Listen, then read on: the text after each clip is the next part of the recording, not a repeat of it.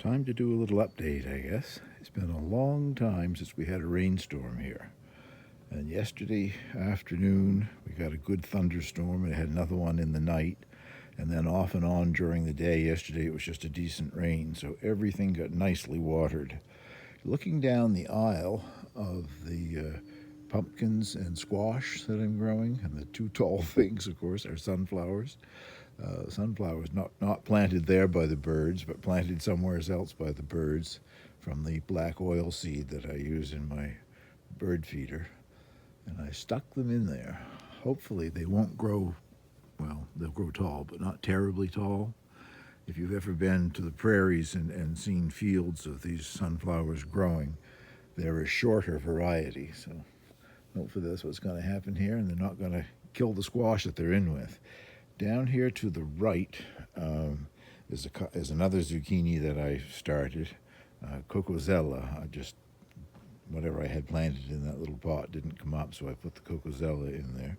It's an Italian zucchini with a light green stripe down the side of it. And just up above that is a basil plant that I picked up at Canada Green a week or so ago. I have two of my zucchinis that are in bloom. Unfortunately, both female blossoms, and I don't have any male blossoms, so they're not going to get pollinated, but that's typical of what happens. Sometimes they start with all male blossoms, but it appears that these two are going to start with female blossoms, but eventually that will just wither and fall off. I want to show you something here, though. I didn't tag the different squash, so I'm not certain which variety we're looking at. I won't know until they start to produce. I've got buttercup and butternut squash. If you see the large leaf sort of in the center there with the holes in it, I posted something on the New Brunswick garden site asking if anybody had any idea what was doing that, and the consensus seemed to be that it is cucumber beetles. Well, I've never found one. I've searched every time of the day that I can think of, and I've never found one. And if you notice, it's only bothering that old leaf, and that's the same way with each plant that has it. All the new leaves are okay. The only thing I did find was a few small snails, and I did put down some organic snail bait, which organic and really useless as far as I'm concerned. It's basically little chips of soap. It doesn't really kill all of them, that's for sure. But whatever it is seems to be leaving the rest of the leaves alone, and that's okay with me. Now I want to show you a couple of shots that proves a theory that I've had for several years. That plant is coming out the drainage holes on the bottom of those 10-gallon pots. The only thing that was in those pots was bought-in compost. Unfortunately, I can't say which compost is producing it, but that's a stinging nettle. I blended 3 different kinds of compost together, but I've never had stinging nettles here before, and the first time I saw them a number of years ago was in my greenhouse. So in my opinion, the only way they could have got there would be if it came in compost, and that proves the theory. Now for another one I want to show you. Another one of these 10-gallon pots, and what's coming out the bottom there is oxalis. You can see one little yellow bud there where it's going to bloom. Every spring in my greenhouse, all of the individual beds in there that I've used compost in the year before are covered in oxalis, and that also is coming in one of these composts that I use. And as I said, I've blended 3 together, so I don't know what it is. But that shows me how both the oxalis and the stinging nettle get in my greenhouse anyway. The carrots and the beets both doing very well, and they appreciated that rain shower yesterday.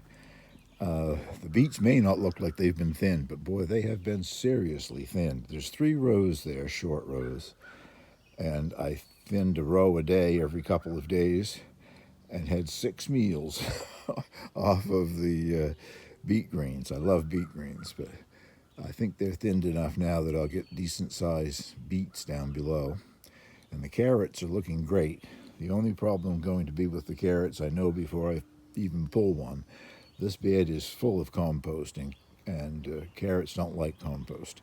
So I'll get a lot of those things with 3 or 4 legs on them, but that's okay. They still taste just as good. And the corn amazes me.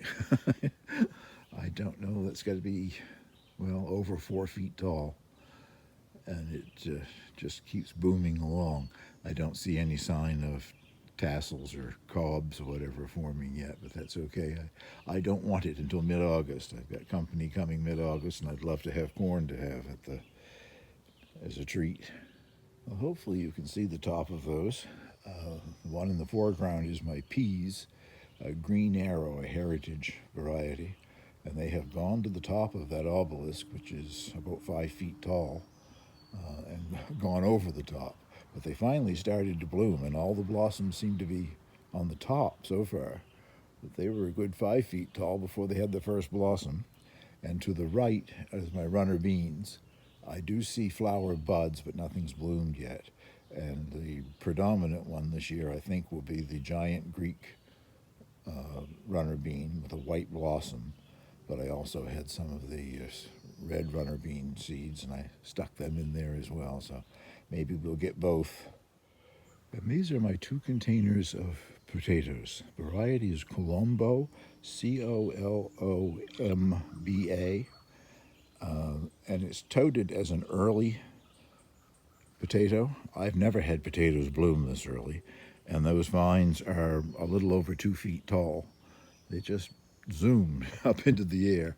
There's only 2 containers there. I had 3 seed potatoes in each container, and the one closest to us here only saw 2 of them germinate. So, but anyway, I've got more information on the variety, which I will put in the description below this video on YouTube if anybody's interested. I'm hoping I like them because they are amazing. I would certainly grow them again if there's a decent crop down there.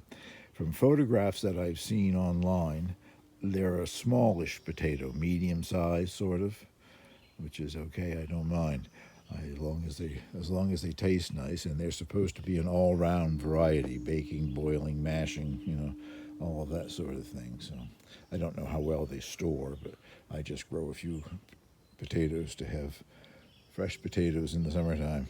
Just a little look up the row of squash from the other end. You might be able to see the guard dog up there. That's Angel. Wants to know what I'm talking about. And the onions are doing very well. They've all sort of straightened up and very thick stalks on them. Correct me if you know more than I do about onions, which wouldn't be difficult, but I have read in the past that what we grow, at least in this part of the country, is what they call a day-neutral onion. Up until the summer solstice, from whenever you plant them, these were planted out the 1st of May, they concentrate on growing the green part. After the summer solstice, as soon as the plant can detect that the days are shortening, then they put their energy into the onion. So I'm looking forward sometime in the next week to see them starting to bulb up, and at that time I will make sure that the onions are above the ground level, because if the onion is buried, you don't get a very large onion. Hopefully you can see the buds on the top of these plants. Overcrowded, I'm sure, in that pot, but I took 6 clumps out and planted them in other places. I had 2 packages of poppy seeds, a free one from Annapolis Gardens in Nova Scotia. They always give you a free packet of something, and it was called the Red European one. And then I think on YouTube, no, not on YouTube, I think on Amazon, I saw an advertisement for the blue poppy, the Greek Mecanopsis. Anyway, I've tried several times in the past. I can't think of the name of the company. It's a famous English company, and I'm sure they make millions, but I've never had any seed from them that ever did germinate. At any rate, this said it was a Mecanopsis grown in Canadian climate. Well, I've been skeptical since I planted them. They were much larger than poppy seeds usually are. So I'm waiting to see if I get something blue, but it looks like I'm going to have a lot of red anyway. These 3 pots have been planted with seeds rather than seedlings. The first one is a kale. The next one with the sort of reddish stems, that's a chard, Swiss chard. And then further on up there, there's one that has two broccoli seedlings growing in it. They're all very young at this point. I'm expecting the kale and the broccoli to both be attacked by the cabbage loper, but we will see what happens. This pot has two of the volunteers that came up with my onions and shallot seedlings, and I saved them. One is definitely a flat leaf parsley, looking very healthy. And on the right side there, sort of closer to us, some sort of a pepper. I don't have any idea if it's a sweet pepper or another kind of chili, but hopefully we will know as time moves on here this summer. This pot just has a mixture of herbs in it. Some of them came from Richter's by mail, and the nice silver thyme that you see there I picked up at Canada Green. And there's also a basil plant in the back, which, well, waiting for some hot weather, I guess, but it's not looking that great right now anyway. Well, this overcast morning should be a good time to do some videoing in the greenhouse. Ignore the weeds on the floor. The large thing at the back is my grapevine. Variety is called Beta. It's a sort of an offshoot of a Concord grape. It's a slipskin grape, lots of seeds. But when they finally ripen and are sweet, they're delicious. I'll take you around and show you how some of the things in here are doing. Well, if you remember, I had 2 or 3 carrots in here that overwintered, and I said I would let them bolt and go to seed. Well, the carrots are in bloom. And I don't know, I haven't counted these blossom things, but heavens, there's more than a dozen of them there. So I should be able to collect enough carrot seed for next year anyway. This is one of the grape tomatoes. I grew the seedlings by slicing up a grape tomato and laying it on top of soil sometime last winter. Well, there are lots of blooms and lots of tiny tomatoes forming. What I wanted to show you is this damage here. You can see that. A lot of my plants have evidence of that in the greenhouse here and outside as well. We had a 2-day heat wave here last week. The first day it went to 34 degrees Celsius. I don't believe it has ever been that hot on Campobello before. Out in the wild, you find just wild plants that the same thing has happened. The top got burnt right off of them. Unbelievably. I didn't venture far beyond the air conditioning those 2 days. This is a hardy early variety of tomato called Manitoba, and it has I can see at least 5, maybe 6 small tomatoes on it already. I'm treating it the same way as I treat the indeterminate ones. It is determinate, but I'm removing all of the sucker growth whenever it comes in the crotch of a leaf there next to the stem. Probably get less tomatoes doing that, but you get ones that develop and ripen faster. So that is my plan for those this year anyway. And it's doing well. I'm so pleased that it's got that many on it this early in the season. Well, I guess you can see that. That's my largest cucumber to date anyway. Get a hand in there and give you an idea. It's not that big, but these are a European gherkin called Quarantine. And as it says on the label, the package, you can harvest them at any size. If you've ever seen those tiny little things that are, not even a third that size. In France, they call them cornichons, and they're very sour, just pickled in pure vinegar. But then also when you see baby dill pickles and whatever, they're the size of that. But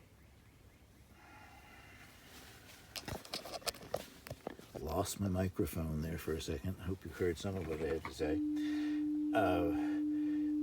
Full grown, these are anywhere from 4 to 6 inches long, so that's got about half of its size on it. I'll pick it one of these days and have it in a sandwich.